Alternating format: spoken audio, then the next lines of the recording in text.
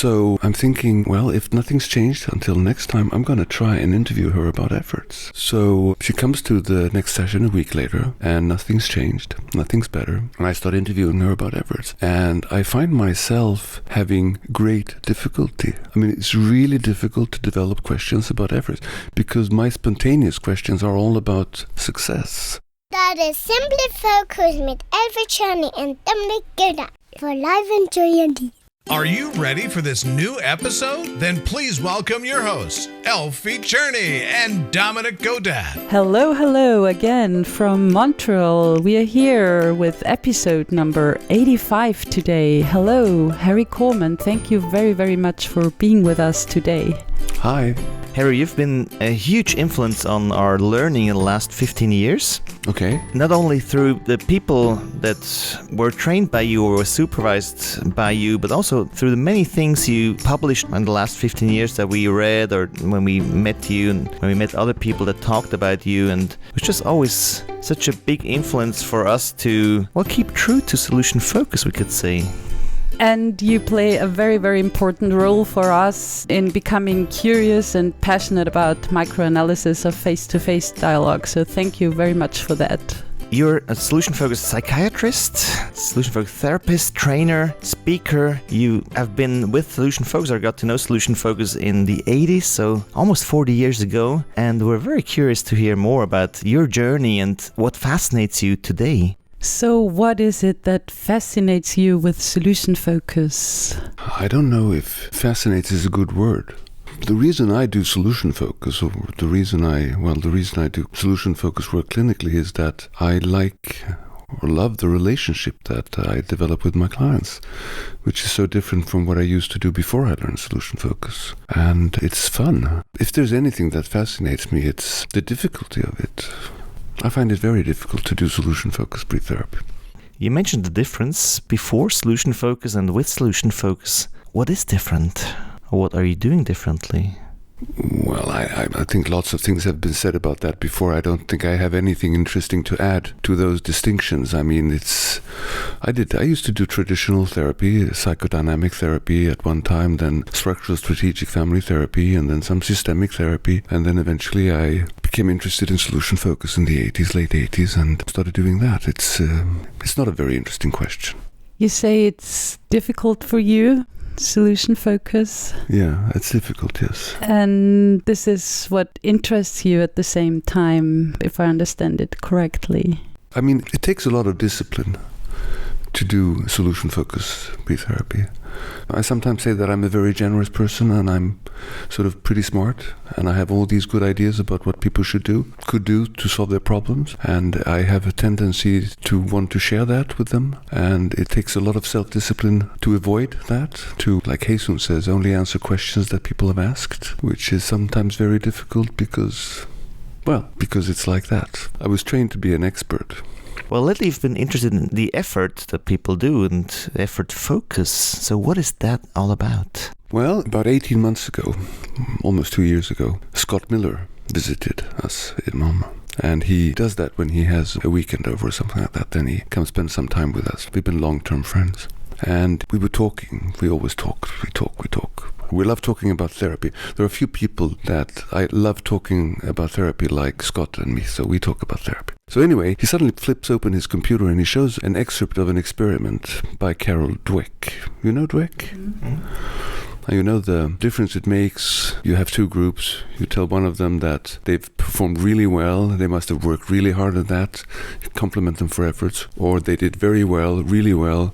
They must be really smart at this. You compliment them for traits, characteristics. And then the difference in how they perform after this are tremendous. I mean, we're talking about 50% difference in how they perform on an IQ test between the kids that are praised for having worked hard. They perform 50% better. That's a tremendous difference. And as he's showing Jocelyn and me those excerpts from YouTube, there are two things that sort of come to my mind. One is that we learned this. When we learned solution-focused brief therapy, in the 80s, Stephen Insu talked about this. I'm pretty sure they were familiar with Dweck's experiments because she started publishing on these experiments already back in 1975. First publications are from 75. So they talked to us about that and sort of started thinking, did I forget?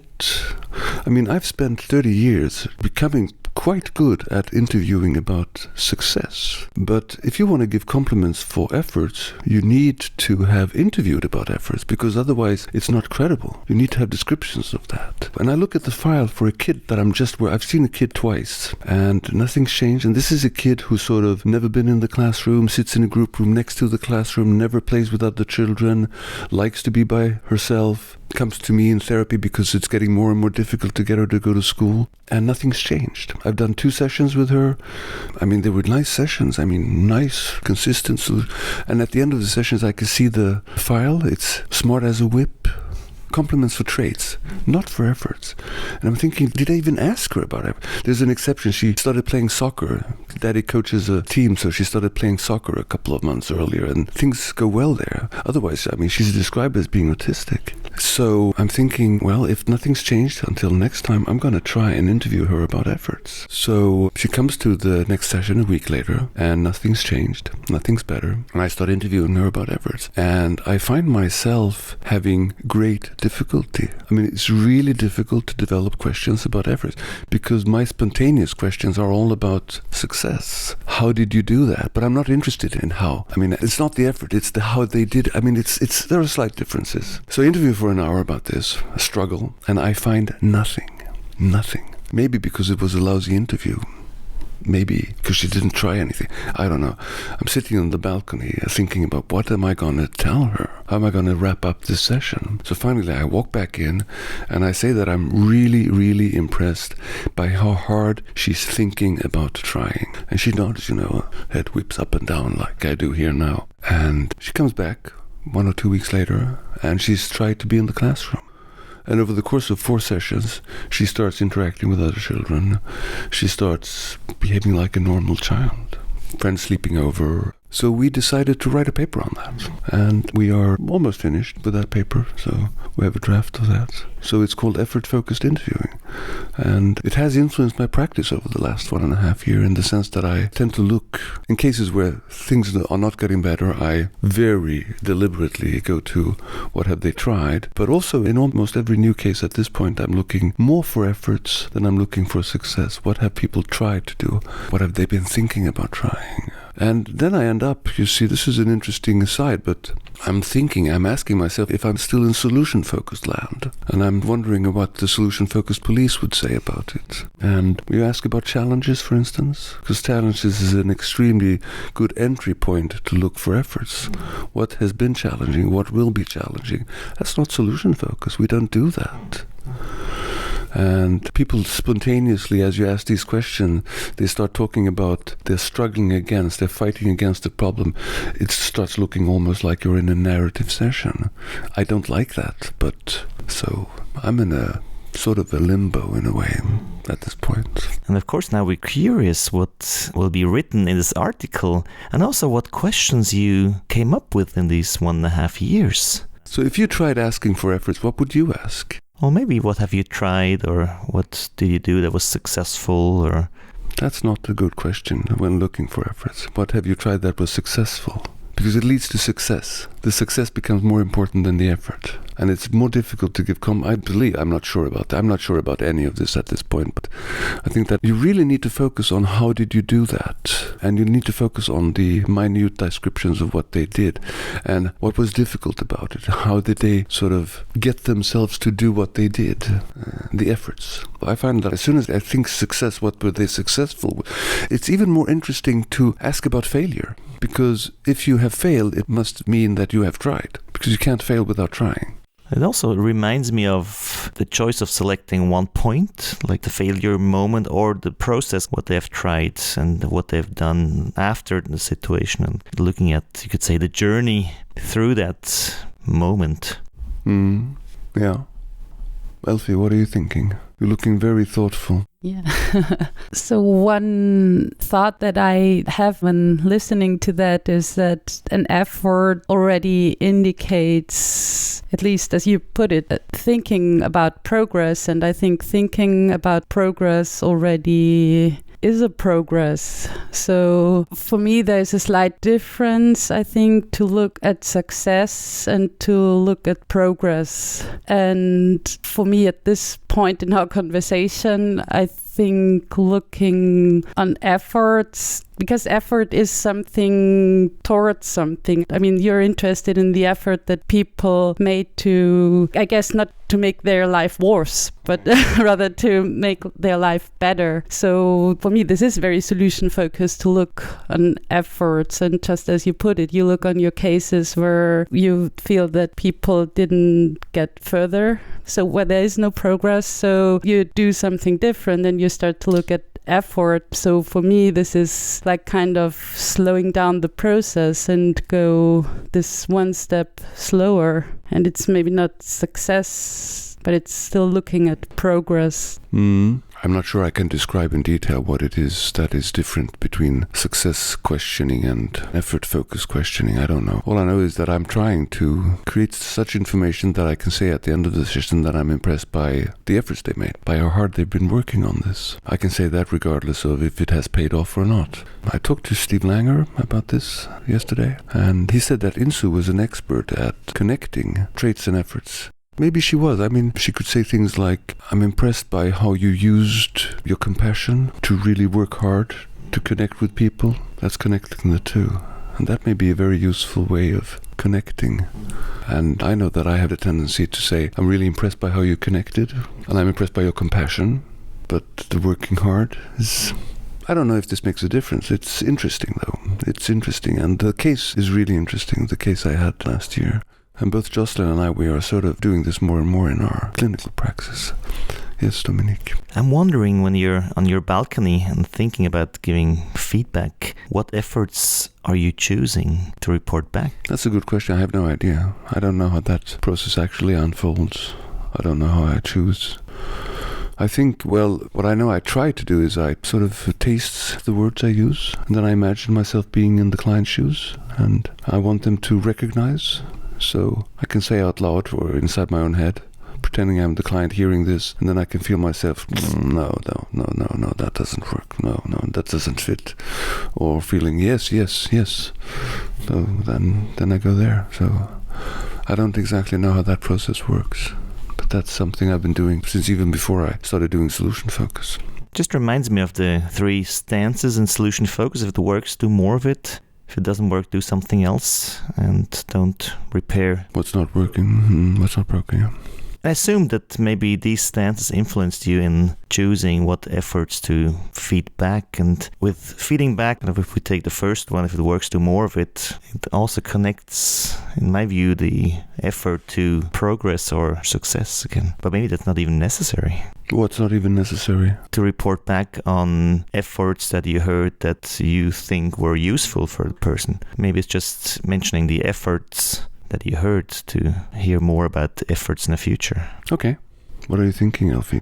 There's something that's really intriguing about your question and about efforts. And I know when I came over Carol Dweck's study for the first time, we discussed it a lot. And I think it's such an important thing when I'm with Bibiana, for instance, not to tell her like, you're good, you're smart, you're whatever, but rather recognize the things she does. And I think that's very, very valuable. And I really think that we do that in solution focus. We do that by looking for evidence in what people do. And I think this is what's very interesting with your question when it comes to interviewing for efforts. Well, how do you make efforts visible, right? And then how do efforts show how our efforts displayed? Because this is how we make efforts visible then. It's also a question of what we are listening for. And I think I think that's a really important point, because I know more or less for a fact that if I start interviewing about what's better, I'm interested in what's better. And then I can go from what's better back to how did you do that? So the how did you do that is dependent on something being successful. And there's a difference in looking for how did you do that, regardless of if there is success or not. So it's a different listening posture, slightly different, which creates another kind of information that I didn't used to get. So I think that's the important distinction, the important difference between traditional solution-focused interviewing and effort-focused interviewing. If there is any difference at all, it lies there in that we tend to build the efforts on the success they eventually had, and I'm no longer dependent on that to create descriptions of what people have tried to do. So that may be an interesting difference, which opens up some possibilities in some cases. Your story reminds me of a story that was told to us by someone, and I don't remember who it was, but it's about Ben Furman, who was asked to be a soccer trainer for young kids, like for 5-6-year-old kids, and he agreed to do that. So they were having this game and they were playing and they were running around maybe not in the direction of the goal they should run, and Ben was really thinking hard of how he could compliment them at this point of time to make a positive difference. So what he came up with was appreciating them for the effort of thinking to going for the soccer ball. I could see that you were thinking about passing the ball. The story I heard was not Ben doing that, it was Tapani Ahola, Ben's colleague, who did that, but it's the same story. So yeah, there are some resemblances, absolutely. You told us that you've been doing this for the last 1.5 years. So what differences have you noticed? I noticed that I'm asking more questions about efforts. I mean, I can only give you a stupid answer because I cannot tell you that I've noticed a difference in clients. I mean, I see too few clients to be able to say that this actually makes a difference. I would need a much bigger clinical population and, interview half about efforts and interview the other half, as I usually do, and then see if that makes a difference. All I can say is that there is some small differences in what I'm focusing on, so that's the difference I notice. My clinical impression is at least that people are not getting worse. I have a couple of clients that at 1.5 years that I had been struggling with, or that the shift to effort focus may have made a difference, but that might have nothing to do with the focus in itself. It's just about me doing something different. I have no idea. You're asking impossible questions. What would be a good question to ask you, Harry? I don't know. I don't have a good question. I don't even have a possible question. You're listening to the Simply Focus podcast with Elfie Cherney and Dominic Godat, your podcast for a life in joy and ease. So we were talking right now a lot about your quest you're on for the last 1.5 years. Mm-hmm. And I'm also very curious about your journey with microanalysis. Mm-hmm. And I wonder, how did you meet microanalysis, and what differences does the immersion in microanalysis of face-to-face dialogue together with solution focus make for you? I met Janet Bavelas the first time, I think it was in Amsterdam, at the trainers conference. I'm not sure about this, but I know that the first time I talked with her was at this conference, and the brief people were up on stage and doing the introductory plenary, and they were starting to talk, and then about 1.5 minutes into their talk, they said, now get into groups of 2, 3, and then 2 people stood up and walked out the back door, and one of them was I, and the other one was Janet Bavelas, so we sort of joined talking about how we hate exercises. And then Insu had told me that I was going to work in Vancouver. I was in 2005. She asked me to pick up my calendar and set the dates because she wanted me to come along with her and Steve to do some work in 2006 in Iceland and Vancouver and in Denver. So I said, why would I want to do this? And she said, Harry, you and I, we have a deal. And I said, we do? What's that deal? And she said, well, the deal is you do what I tell you to do. And I was going to Vancouver to do 2 days of work, and that's a really long trip. She said, but come a day earlier and we'll go see Janet. So I flew into Vancouver, I continued on to Victoria, and I spent a day talking with Janet and Insu about microanalysis and getting to sort of a sense of what that was. I'd heard something about it before, but not really very much. And basically we were talking about what is it? Because Insu and I, we have this experience of watching tapes, and we know within 30 to 60 seconds if it's a solution-focused tape or if it's not, but we don't know how we know that.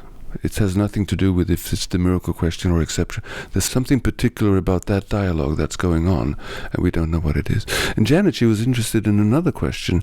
Her question is, people come to therapy expecting to talk about their problems, and then sometime between 60 and 90 seconds into the session, they're suddenly talking about what they want instead. How does that shift happen? And I had a hypothesis about that I presented to Janet, and I gave her one of my tapes to watch. And Stephen Inso had already started giving her tapes. And my hypothesis turned out to be a very rare occurrence for how it happened. And we sort of got to work trying to answer those two questions. We went to a 1-week course on microanalysis of face-to-face dialogue with Wolfgang and Marianne, who were there, and some other people, Lance Taylor, etc., etc., etc. And after that, we started having weekly meetings with Janet. First Peter and me and Janet, and then eventually Sarah Smock-Jordan, she joined. And we discovered that it was not actually the questions that made the biggest difference. They're part of the process, of course, but it's the formulations that create the shift because of the selection process. I still remember Peter seeing something in one of our tapes and saying, so this is what I see when I get up behind the screen and I start jumping up and down and saying, I see a therapist doing this. And then I say, he's got it, he's got it, he's got it. That was the selection process. Listen, select, build. And then we eventually realized that the listen, select, build is not unique to solution focus. It's part of all therapy. It's basically part of all dialogue even. And it's what we select that makes it the difference. It's what we ignore and what we pick up that makes for the difference. And then of course there are other questions as well. That's fascinating work. I'm a nerd I can get into that and spend hours and hours. But you did too. You did the microanalysis course. Yes, and we loved it, and we hated it. Who hated it? We didn't hate it, but it's a lot of work. And we still remember these moments in the microanalysis course where, for example, one person is nodding and the other is nodding, and then the other person is nodding again or blinking your gaze. And it's like, ah, did you see that? Did you see that? And it was always there before, we never saw it, and suddenly you see it, and then you look at your own work or at tapes or even at movies in a completely different way. And it's been really fascinating for us ever since. Has it influenced your work? How? I think there's several things that come to my mind. One thing is that for a while it was difficult to focus on dialogue because it was so interesting to kind of to observe the nodding and the gaze, and then also to trying out all the things we learned from studies like the T-count study, for example, or other articles we read. Because it was so interesting then, for example, when you talk and kind of you look around and other people are looking at you, and then you go back and you have this eye contact and really noticing if that's really there. It was interesting to observe that, and also interesting to see how fast it goes and how well we're able to do that. Yeah. And it took a while to not being too fascinated in a dialogue to really focus on the conversation again. Mm-hmm. One day, Dominic and I were talking, and he stopped blinking. And I didn't know that he was doing an experiment with me. And I had to stop immediately, and I said, Dominic.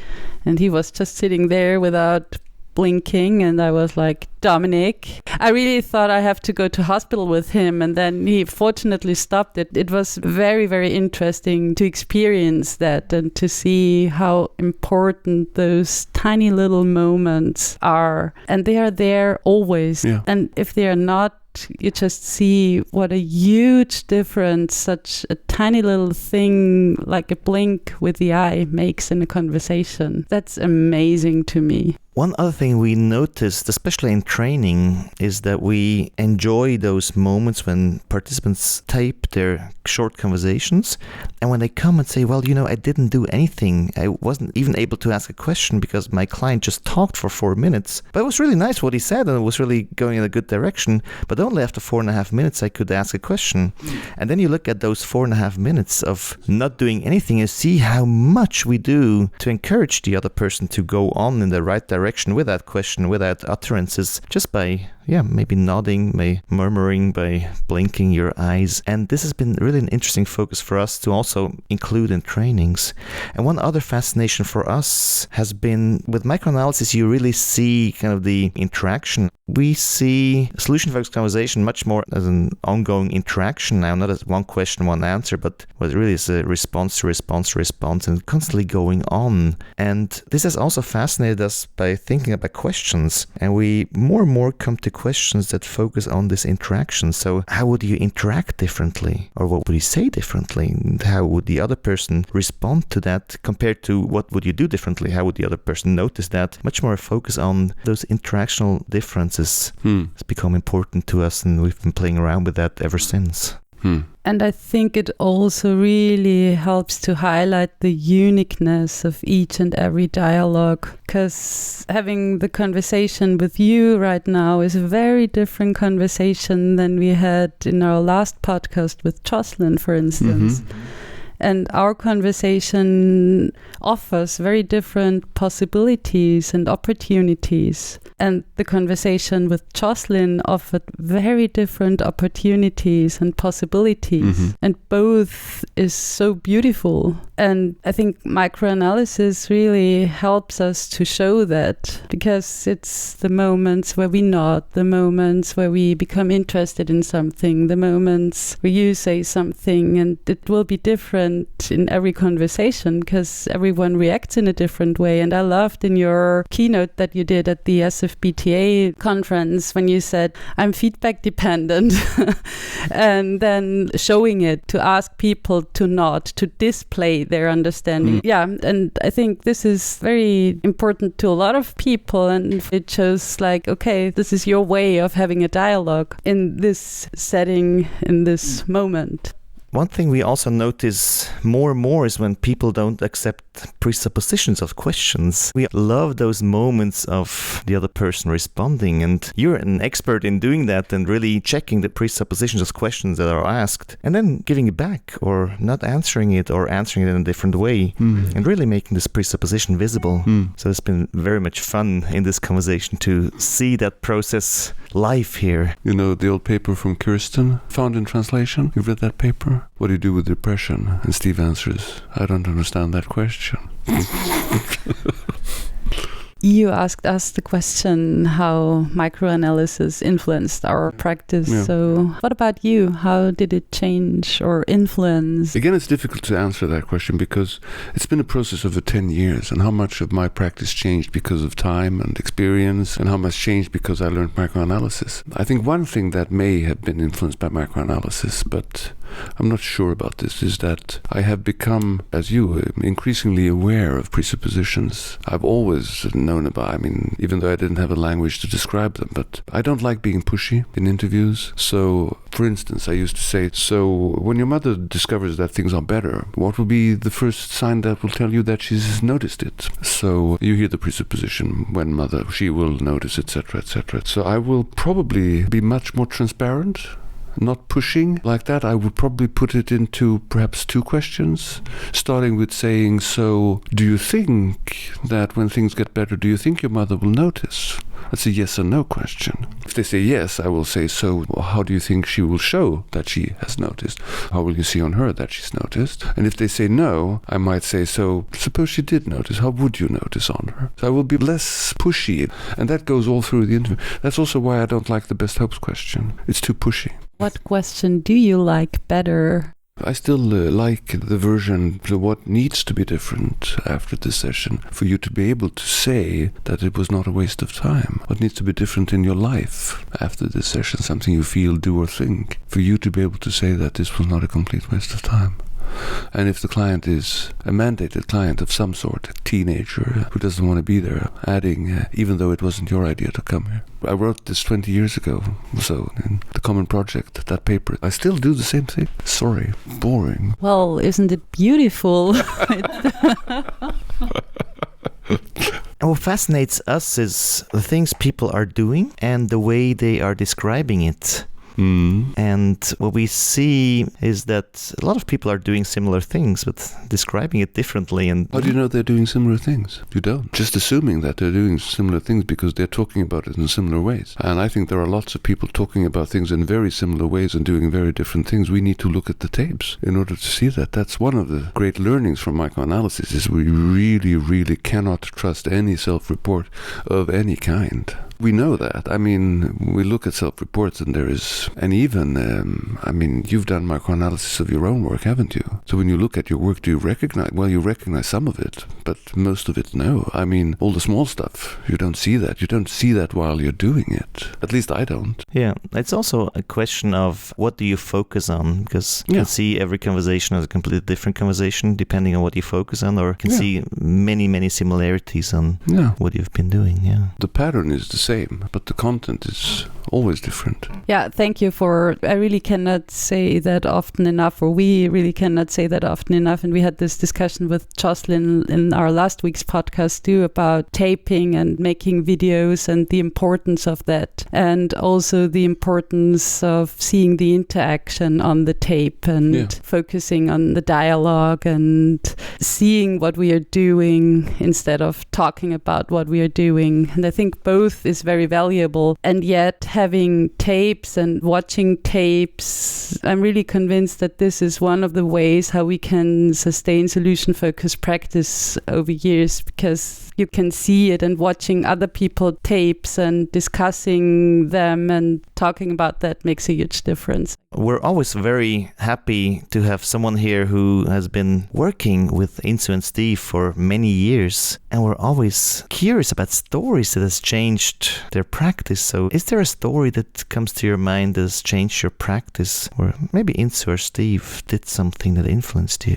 Well, they both did, but Steve had a bigger influence on my practice than Insu had. I always try to imitate Steve, so I sometimes talk about that when I teach that. I think only twice in the 20 years that I knew Steve did he tell me what I should stop doing. And I think that I would have learned solution-focused quicker if he had been somewhat more directive in his teaching. Anyway, one of the most important changes in my practice was when he came to Malmö and he showed another one of these wonderful, beautiful tapes from BFTC, and we're sitting in front of the fireplace in the evening, having had dinner and a couple of cognacs, and he was not an easy man to talk to. But I said to him, hey Steve, how do you do it? I mean, really, here you come again with these wonderful tapes. People are working with you, they're answering your questions, they're working really hard to answer your questions.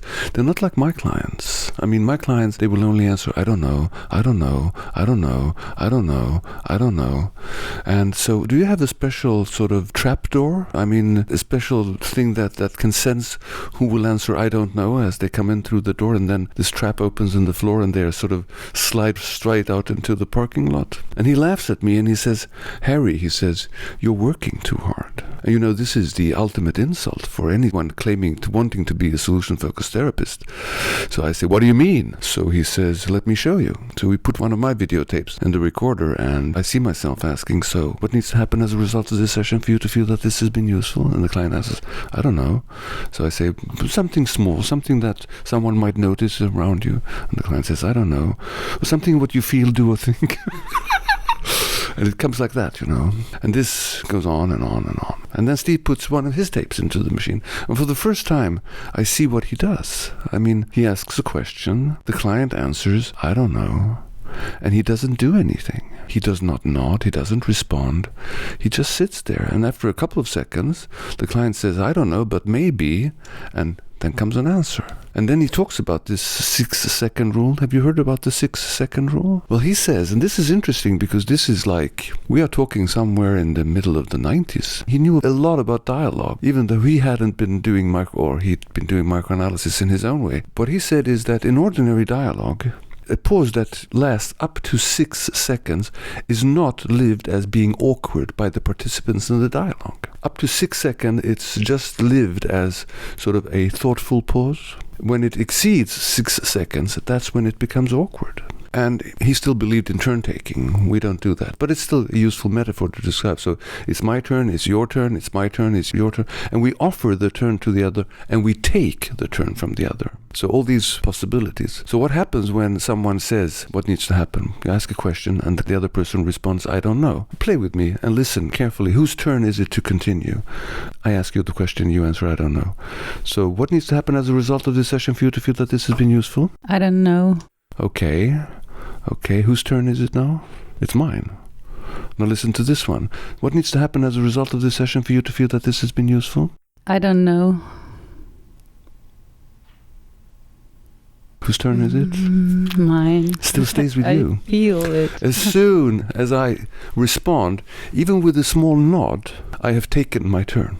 And then you wait for me to continue. If I do not respond, what happens in therapeutic dialogue is that the client will drop you with his eyes. He will see that you're not responding. That'll take a second or two. And then he'll drift off, looking away.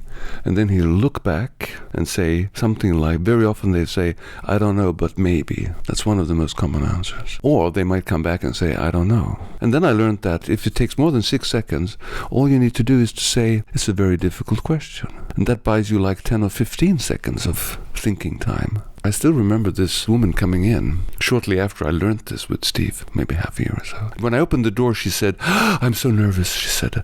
I've been wanting to seek help for several years, but I haven't slept all night.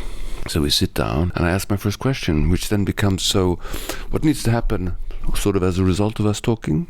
What needs to become different after you walk out of here for you to be able to say that it was worth not sleeping all night for it? And she says, I don't know. And I wait, and her eyes drift off, and she looks back to me and she says, I don't know. And she waits, and I say, it's a difficult question. And then she answers, is it? I thought it was easy.